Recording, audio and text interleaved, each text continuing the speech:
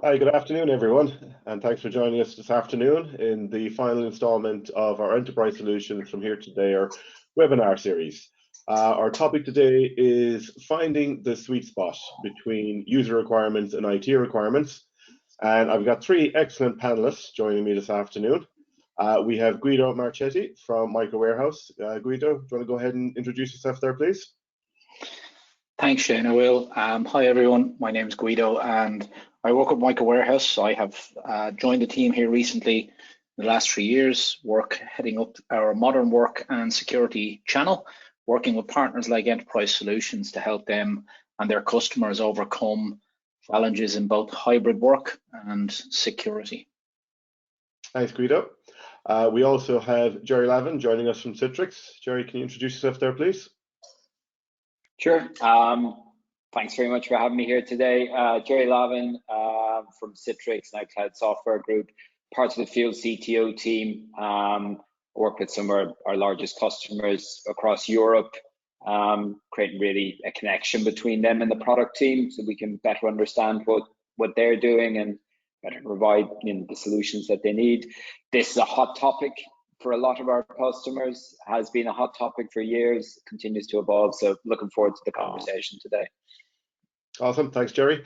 And last but not least, we have Breno Basilio joining us from ControlUp, all the way from the West Coast in the US, I believe. Morning, Breno. Can you introduce yourself, please? Good morning. Yes, Breno Basilio here. Been with ControlUp for quite some time. You guys hear me okay? Yeah. And I'm responsible for the entire technical team at ControlUp.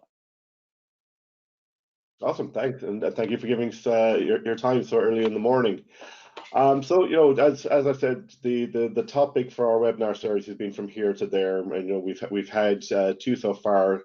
On our third one today, we're looking at the EUC landscape that any organization has. So from here to there is really looking at the physical estate, then looking at their virtual estate, and how they get to the there, which is a well-secured, well-optimized environment, which is still providing a good user experience and digital experience as well, which is becoming one of those metrics that's more and more measured.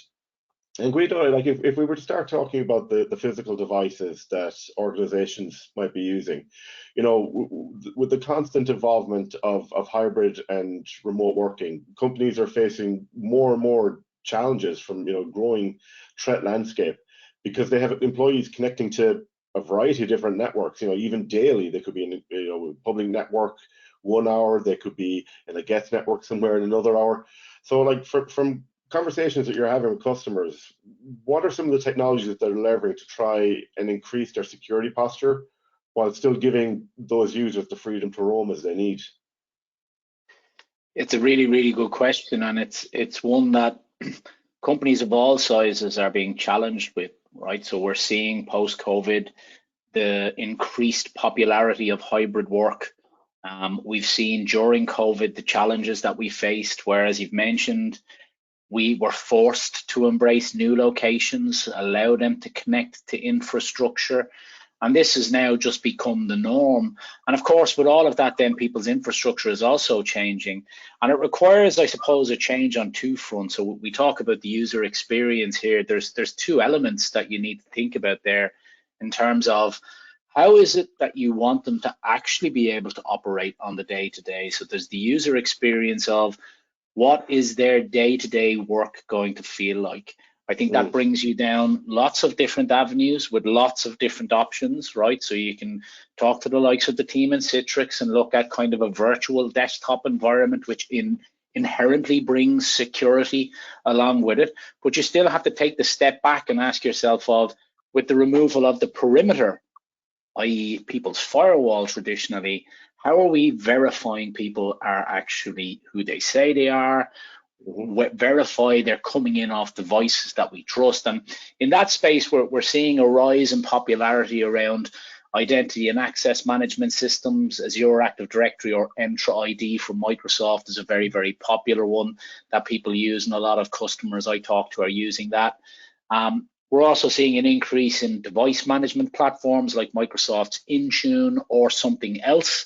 And really, what I'd like to see more of, which we are beginning to see, and I'm sure Jer and Citrix will talk about this as well, is is a zero trust architecture. So working with people like yourselves to kind of verify explicitly at all times they are who they say they are. Are they on a trusted and managed device?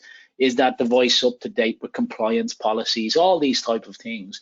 This is what we're seeing becoming quite popular in the SMB space. Microsoft in particular, I think, have a SKU, which is their business premium SKU, which offers a lot of technology to customers, from all of the productivity tools to some of the advanced security tools they would need to utilize. It's quite interesting. Yeah, and you know, one of the products that we hear a lot about is Windows Defender. Given that it is now bundled as part of the Windows operating system, and then there's different licenses you can get for that. So it's one of those tools that's really out there to help people secure the endpoints and to detect the threats. What's, based on your experience with this, what's the best way for customers to utilize Defender? You know, manage all the information that it's producing and you know, react to those threats. That's a really loaded question, Shane. Thanks for that. I suppose it varies. The most important thing is obviously Microsoft Defender, or Defender for Endpoint as they now call it, has evolved from the old Defender product that we may all remember from the likes of Windows 7, where it was that free antivirus engine.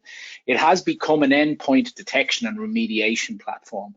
And basically what they've done is they've started to scale that up and layer it so that it is always looking not just for signature-based threats, but behavioral-based threats. And really the starting point is to make sure that you're looking at an option like Defender and deploying it in your environment.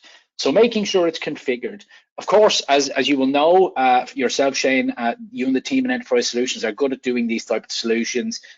When you turn it on, sometimes it will flag false positive stuff, so it requires a little bit of tweaking. They all do that. All EDRs will kind of see legitimate behavior as what they deem as bad behavior. So some tweaking is needed to configure, but to really pull the real value out of it, it needs to be monitored 24/7. Right, so this kind of leads then MSPs and customers to start questioning, okay, who is going to take that responsibility? Who is going to monitor that? And you really need expertise to do that, right? I've had the privilege of getting some training from Microsoft around what comes out of Defender, and it's vast and terrifying when you don't know what you're looking for. All right, so really, genuinely, there's so much noise that gets generated. So having SOC analysts that can look at those signals so that they can identify when you have an issue. The system itself as well can be optimized to see issues and flag them, but again, you need that expertise to know, is this a false positive? So that actually led us in Micro Warehouse to developing a SOC service for our partners to partner up with and then resell onto their customers, so that if they do decide to deploy Defender, they can layer this on top and get that 24/7 eyes on. Yeah, it's interesting you said there about having a SOC offering, because I know more and more companies are starting to look at that. Like to have your own SOC and to have security analysts, that's a big expenditure for a company to have to look at. So to be able to consume it as a service is something more and more people want to talk about.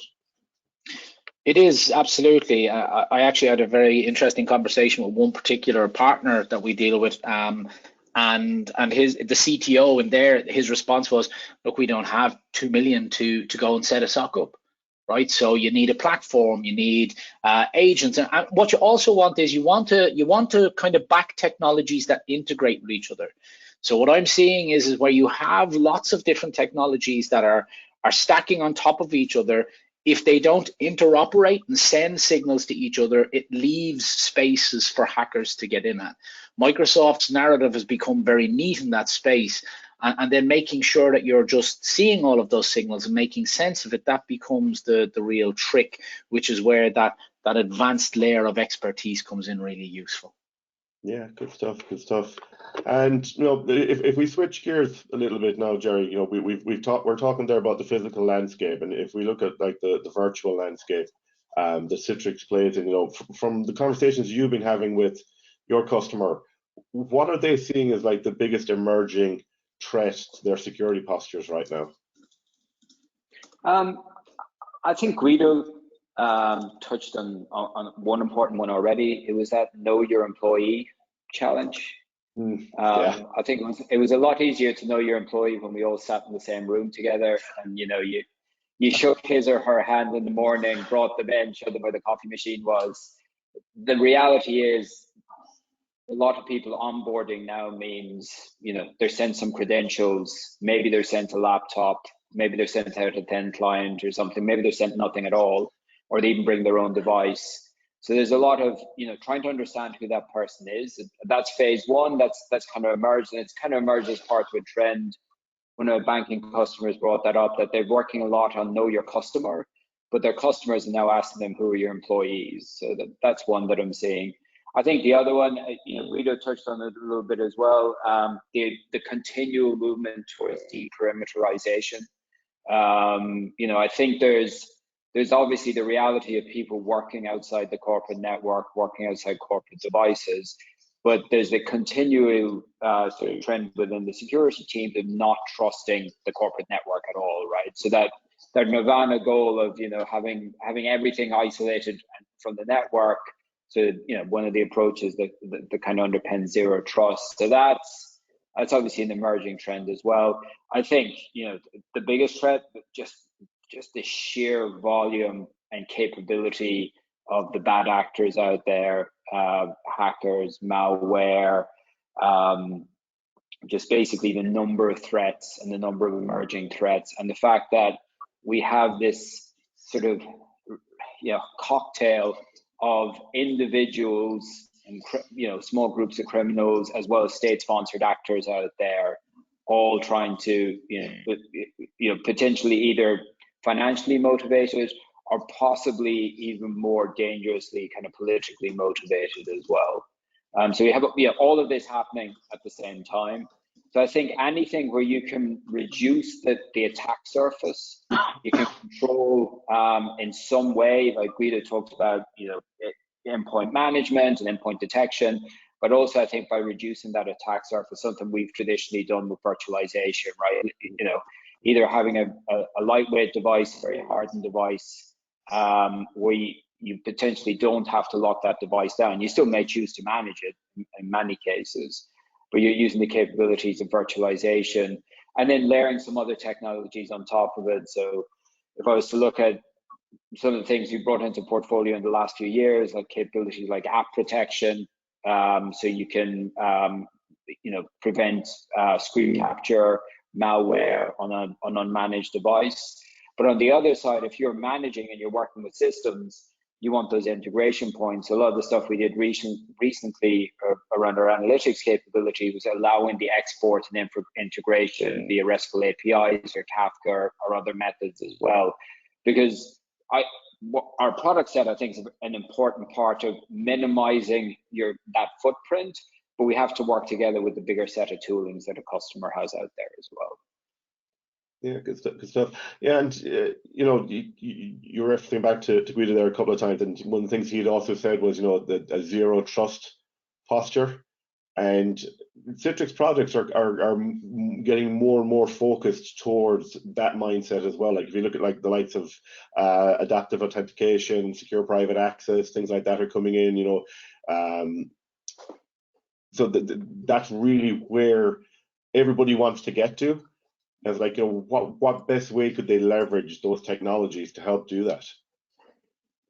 Yeah, I think it's something we discussed this a lot internally. A lot of the solutions we provided there was zero trust before zero trust was a concept, right? It was least privilege access. It was don't trust the endpoint, don't trust the user, don't trust the network. Because as soon as you say any, our Martini Man advertisement that we've had for years, well, as soon as you're saying any, you can't trust any.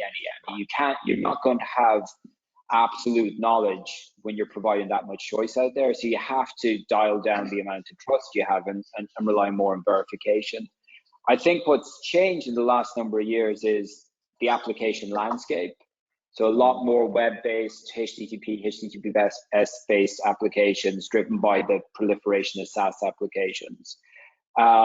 So we've evolved our product set to do many of the things that we could do for virtual applications and virtual desktops, controlling how they interact with the endpoint, reducing or eliminating the amount of data that goes down to the endpoint, doing similar things with web and SaaS applications. So that's secure private access product for connectivity, and the Citrix Enterprise Browser for having browser, an enterprise managed browser on the endpoint as well. And I think that's where we're seeing customers look at that. Sometimes, occasionally, as a replacement for virtualization, sometimes to augment virtualization, and sometimes for different sets of users within an organization as well. And then that gives us a fairly complete zero trust story as well, right? You can solve it with virtualization, you can solve it with just a secure managed browser, you can solve it with a mix of those capabilities as well. Yeah, and I love that you said there that Citrix was zero trust before zero trust existed, because I've always considered Citrix to be inherently a security product as well for secure delivery. Yeah. And core to that has been HDX.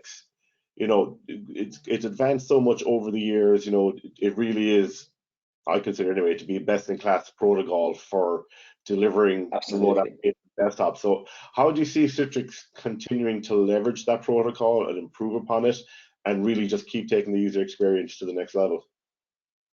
Yeah, I mean, for us, it's our crown jewels, but in some ways, it's also our unsung hero as well, right? We don't.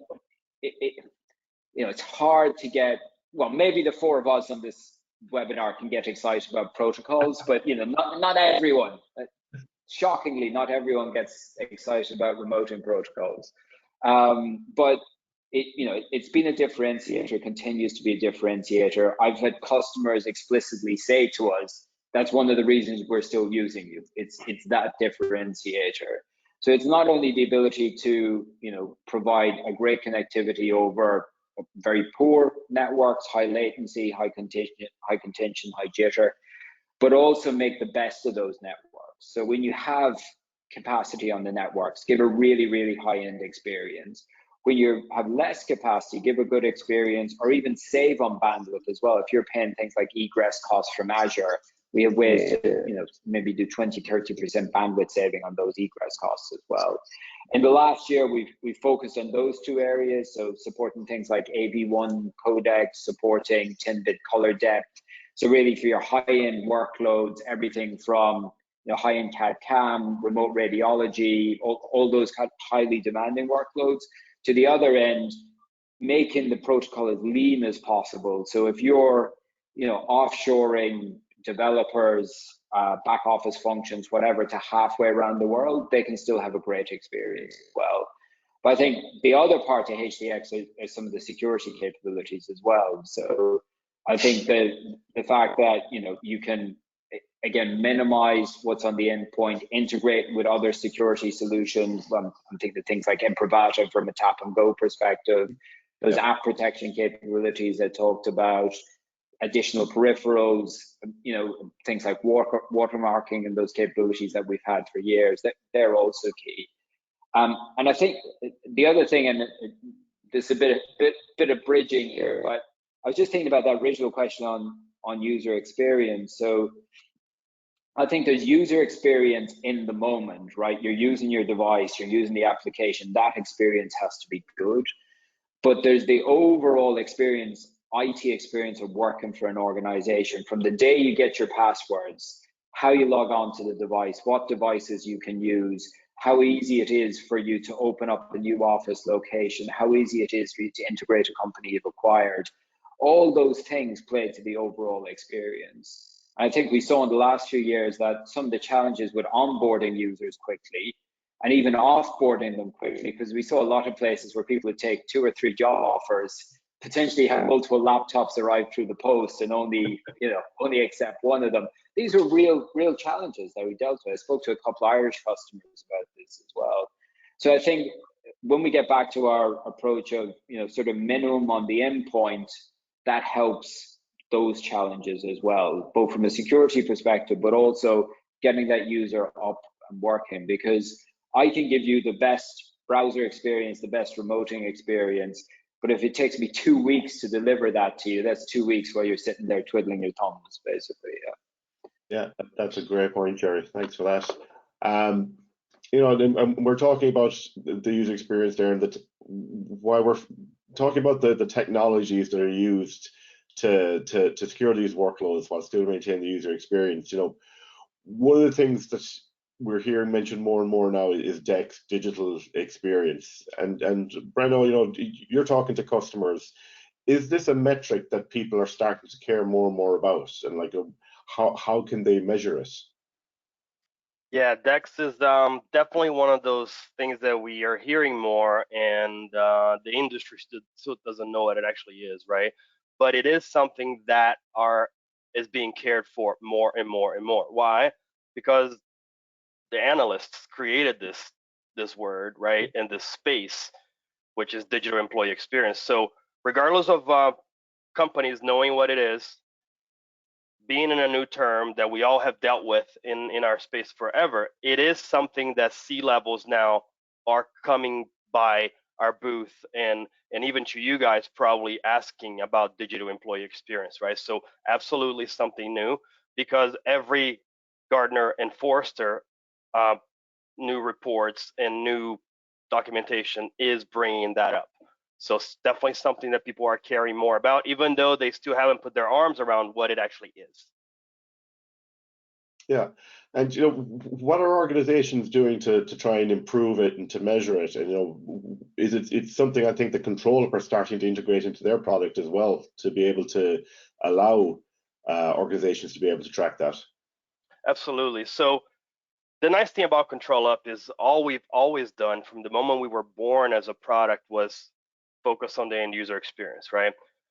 We didn't start somewhere else. And granted, we were really well known as a Citrix tool because we did a lot for Citrix. But our focus, regardless of what technology that we're delivering to our end users, be an application, be a desktop, be whatever, has always been the end user experience. So gaining more visibility proactively on that perceived experience of the employee with all the technology that we're delivering to them is what Control Up helps. And obviously, there's a lot of other tools that helps in areas of that. But Control Up has always been focused on the end user experience. Now, digital employee experience is a combination of the perception of an employee on everything that we give to them for them to do their job on a daily basis, and how is that overall experience. And monitoring tools have been around for a very, very long time. Those of us that have been around for a while know. And it's not just monitoring, right? Because monitoring can be a sampling of a variety of data for you to kind of get an idea how the user experience is, or the application is performing for that user, or the desktop, or the network, or security, or whatever that is, right? Now, the key on digital employee experience, especially going forward, is having real time as possible visibility across all that. Because if you have a sampling every 5 or 10 minutes, you're going to miss certain things that will impact that employee, that therefore then it will impact the customers that you're trying to serve, whatever it is that you do. So as real time as possible. And with the pandemic, like all of you guys said, right, there is a lot more complexities that were added. We had a lot more control prior to the pandemic in what we were delivering to our end users, be physical endpoints or virtualization solutions, right, whatever it may be, because we were a little bit closer to it on a daily basis. And the reality is, not only the employee has gotten smarter over the years, because they now are accustomed to getting a Citrix desktop or a published application or a SaaS app, but now they're like, you know what? I can just use my Mac at home. I don't need to use that corporate-owned laptop, and I'll just install the Citrix Workspace ONE, and I'll get to where I need. Even though the employer is thinking that they're using a corporate-owned laptop, they're really not, because even we, let's be honest, have used our own home PC to connect via a Citrix receiver, Workspace ONE, to whatever it is that we needed. The employer doesn't know.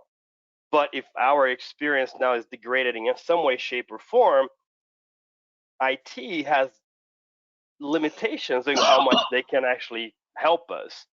And that's another key point of DEX, right, of digital employee experience, because we honestly have a lot more people leveraging their BYOD to do work. You know, companies now are giving you a choice when you get hired. Do you want to just use your own PC, or do we want to give you a laptop? There's actually choices like that happening.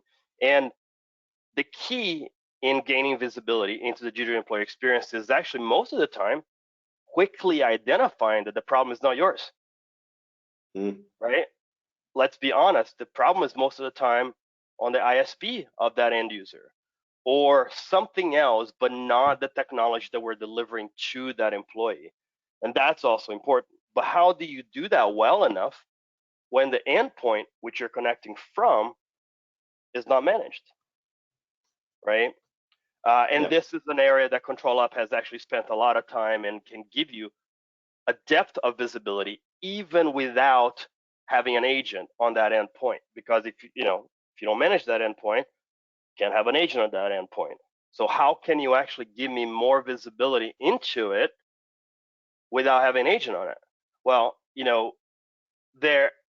if we are allowing an end user, an employee, to download a Citrix Workspace ONE as an example, to put it on their Mac PC at home, to connect to an application or desktop from that device that you don't manage, well, we have the ability to have a plugin for that connector and open a virtual channel that now gives me at least visibility into the network into which that's happening, all the way down to their Wi-Fi, right? And it's interesting to see how most of the time it's somebody sitting really far away from their router and the Wi-Fi is really weak, right? They're sitting by the pool and there's 3 kids streaming Netflix, right? and they're complaining about the desktop or the virtual app not being well performing. But with that, the visibility that ControlUp can give you, even on an unmanaged device, gives you the ability to very quickly go, and by the way, seems like your ISP is having issues on your neighborhood, or your Wi-Fi is super weak. Where are you sitting compared to your router, right?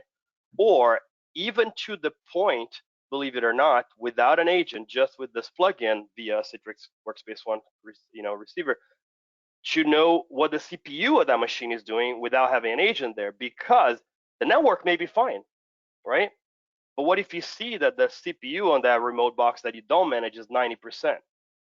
Well, that's also going to impact that user experience getting to whatever it is that you're delivering to them. So there's all these complexities that most of it's out of your control.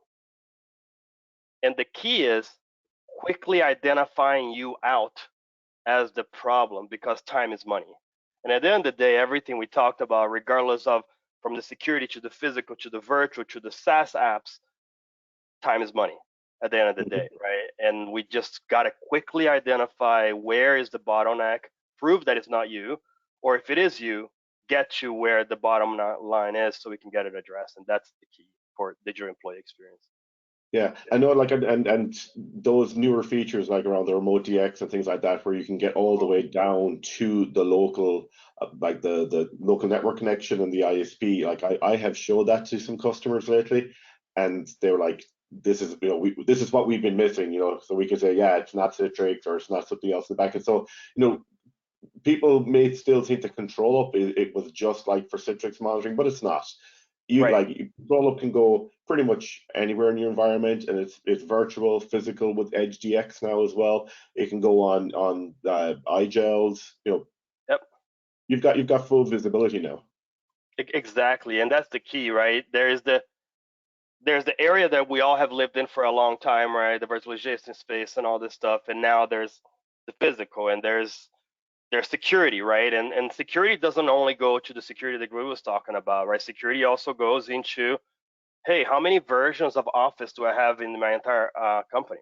Yeah. And I bought 1,000 licenses, but there's only 500 being used, right? And there's all that falls back into security, which falls back into digital employee experience, which fall back into time is money, and so on and so forth. So it's a big ecosystem that is very interesting. And key for organizations to run their businesses, right? So this is where digital employee experience is such a complex new term that everybody, no matter who you are, as long as we're delivering an app or an application or a desktop to a user to do their job, we are all involved into what this new thing is. I think our job is to help clarify what it is and where does it fit in everybody's space, so we can proactively help companies just do what they do best. Yeah, yeah. As you say, it's something that's going to be learned a lot more about by organizations. You know, as you say, it's getting more to the C-level. You know, people will be hearing a lot more about DEX, and we all have to be able to support it as best we can. Question came in there for you, Guido.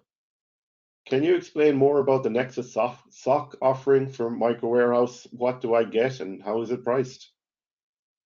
Oh, that's a nice question. So effectively, what the Nexus SOC is, it's an additional layer of security services that people can layer on top of an investment they've made, maybe with Microsoft Defender. And when that's deployed as your EDR, this will give you two flavors of monitoring. So we have a Monitor 365, which, as the guys have talked about there, both Jer and Brown have talked about kind of the access side of things. So we look at, are you being targeted? Is your domain being targeted? Are you being peppered? And are people actively trying to phish your environment to breach an account? So the Monitor 365 service, or Nexus Monitor 365 as we call it, that basically, Microsoft aren't on the call, so I can say this. It basically gives you Entra P2 features without having to pay Microsoft the extra money to get risky sign-on logs, all this type of stuff, and identify what me and my team affectionately call a Superman move, where, Shane, you've logged in from Dublin, and 5 minutes later, you've logged in from somewhere in Russia, right? That's just physically impossible. We all know that, right? When identity starts to become a core part of your access management piece, which it will do, whether you're going into a Citrix environment, whether you're going into a fat client environment, whether you're going into a SaaS-based application, the key that unlocks all of that is generally a username and password. So identity has become a key piece of everything. So making sure that that's protected is the first element, and that's charged per user per month and starts at about $250 per user per month, right? So it's really, really cost effective.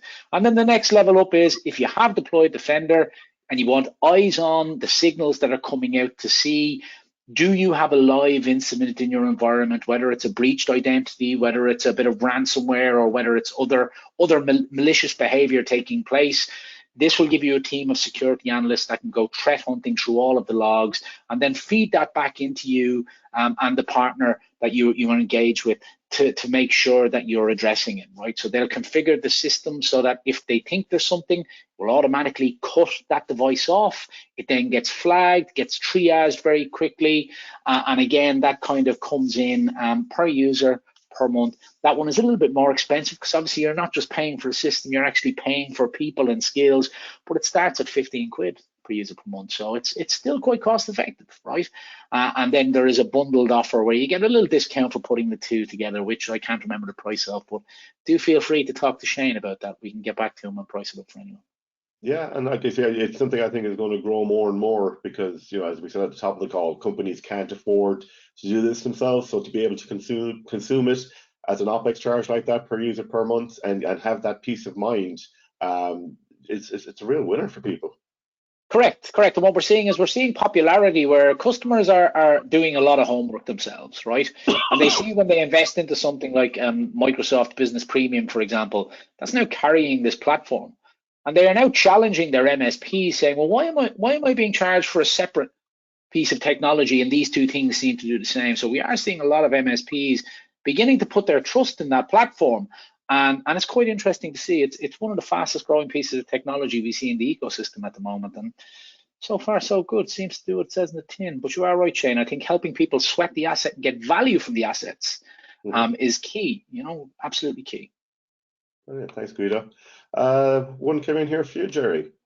Can secure private access deliver internal applications as well as SaaS applications? That's an interesting one.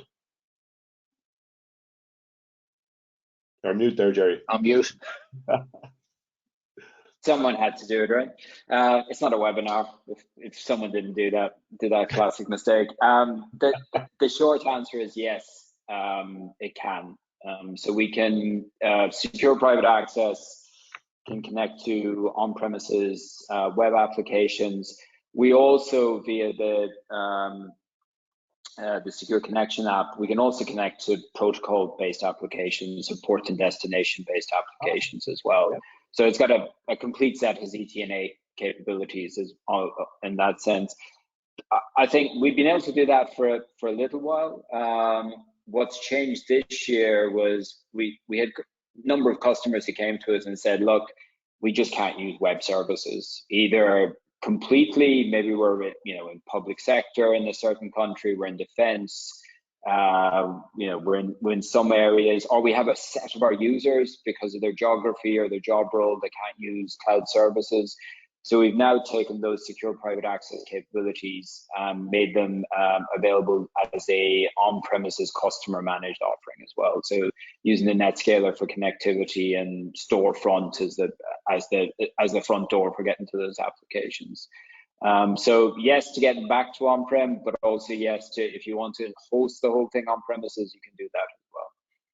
Yeah, and like secure private access, when I show it to customers, it is a better user experience as well, because typically when folks had to present a web application, they actually had to publish the browser, and you had to click on the browser and wait for it to, that to launch, and then it would navigate to it. Whereas with secure private access, it just launches in a new tab, right?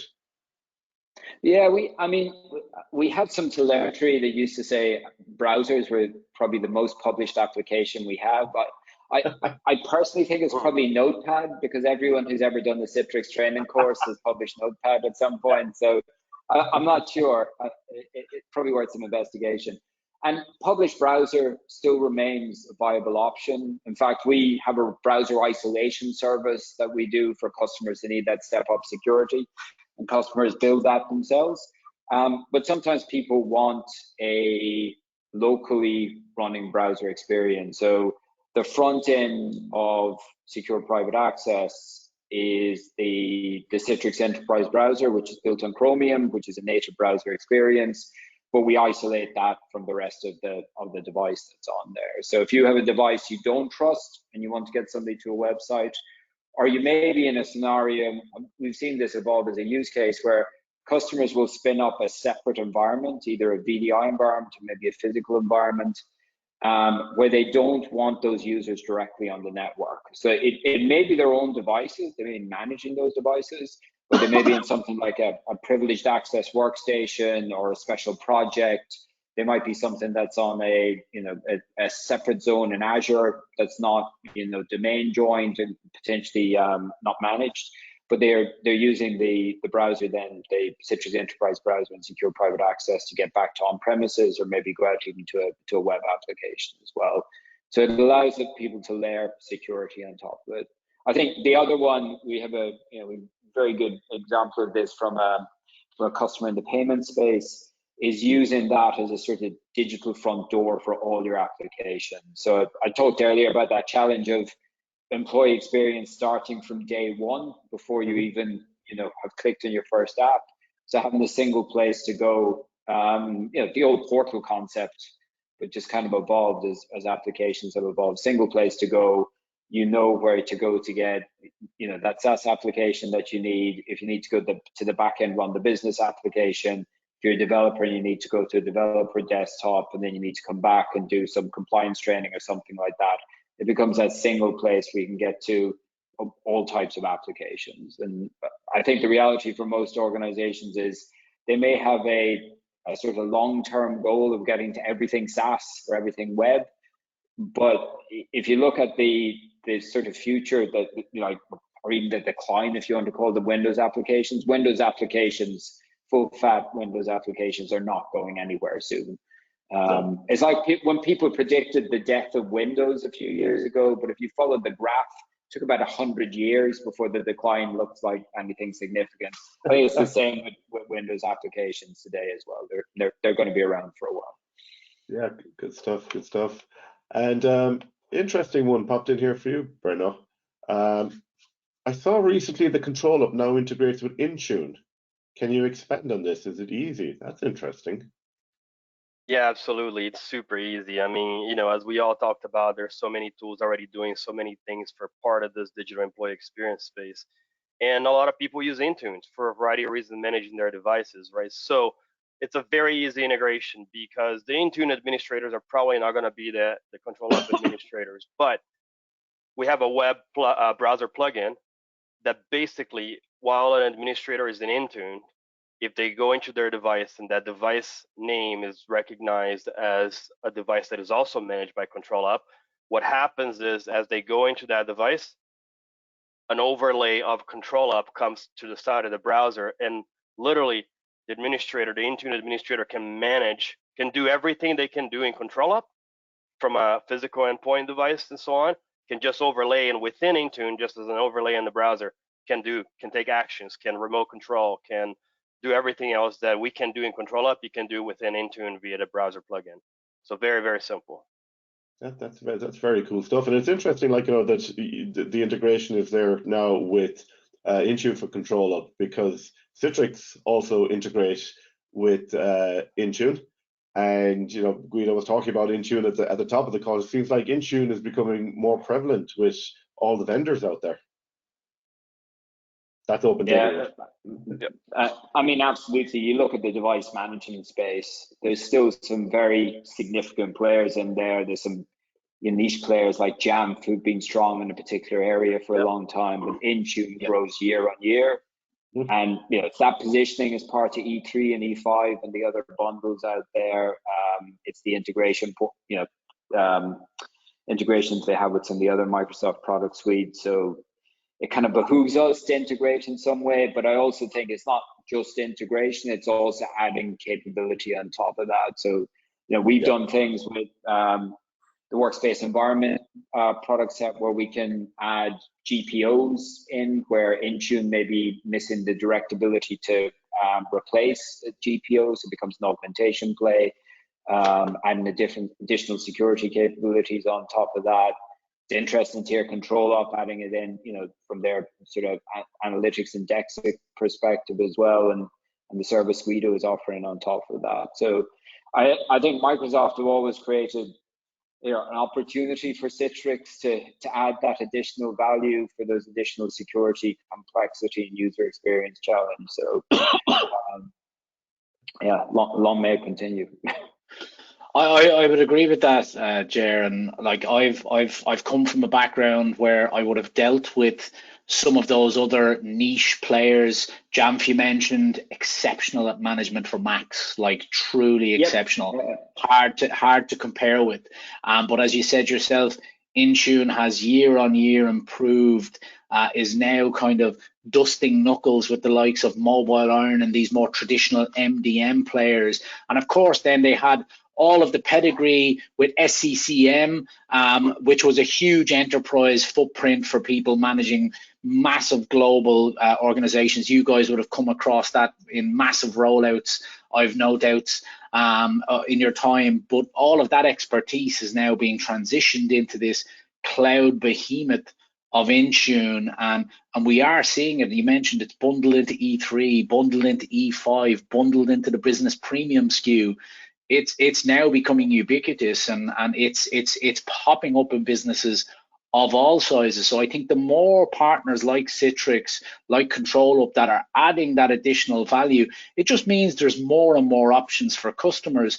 And Shane, I think where Enterprise Solutions sit in the middle of all of that is you have the expertise across all of these areas, and you know who to talk to help your customers thread it all together and get that workplace experience that they're looking to drive, because that is where I find most people struggling.